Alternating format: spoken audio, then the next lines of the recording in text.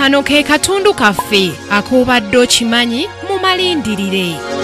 Wali okirabyewa omukyalo okulya engoma y'Obwakabaka ng'avunnamirwa buli omu era nga ne bw'aba ayita ku kkubo bangi beesega. Okimanyi nti emirembe n'obumu ebiri e Bungereza byetooloolera ku ye owange. Okimanyi nti yali obwannabakyala ku myaka 26 mu 1952 era afuga amawanga agawerera ddala 32 ng'oggyeko Bungereza nga ne bwe yali obwannabakyala amawanga mangi gaafuna obwetwaze. Ono yenna abakyala wa Bungereza Queen Elizabeth. Amannya g'amajjuvu ye Elizabeth Alexandra Mary. Zaali ziwera ssaawa 8:40 mu matumbi budde ng'ennaku z'omwezi 21 omwezi ogwokuna omwaka 1926 n'atonnya ku nsi mu kibuga London. Teyazaalibwa banaku, yazaalibwa mu biseera jjajjaawe Kabaka George II we yabeerera kabaka wa Bungereza era kitaawe ye yali omulangira Albert ate nnyina ye yali Elizabeth.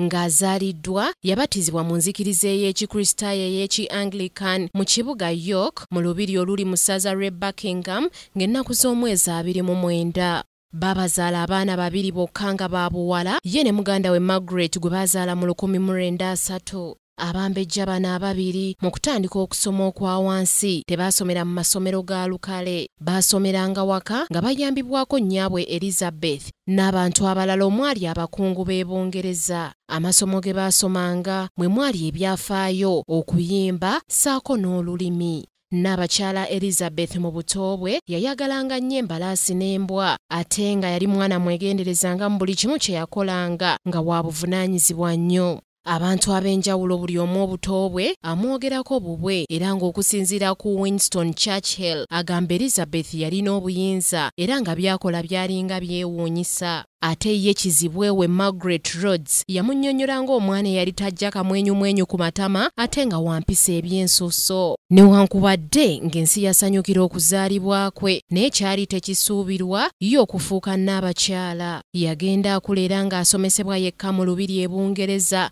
ng'ono nno yasomesebwako ne nnakinku mu lulimi Olufalansa Henry Martin. Ng'aweza emyaka 11 gyokka jjajjaawe yali kabaka ebiseera ebyo we yafiira olwo kitaawe Albert n'ali entebe. Nnaabagereka wa Bungereza ono yalabako Ssematalo owookubiri ng'atandika mu mwaka gwa 1939 ng'aweza emyaka 13 gyokka.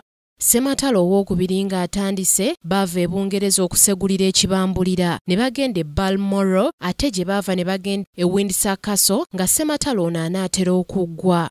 Bangi mwebuuza lwaki omukyalo ono yafuga Bungereza era lwaki buli kimu kwe kitambulira mu ggwanga eryo, era ne mwebuuza lwaki si kabaka yafuga. Olunaku olw'enkya byonna tugenda kubikunnyonnyola. Olwa Kingdom TV amalindirire Samali Kisaache.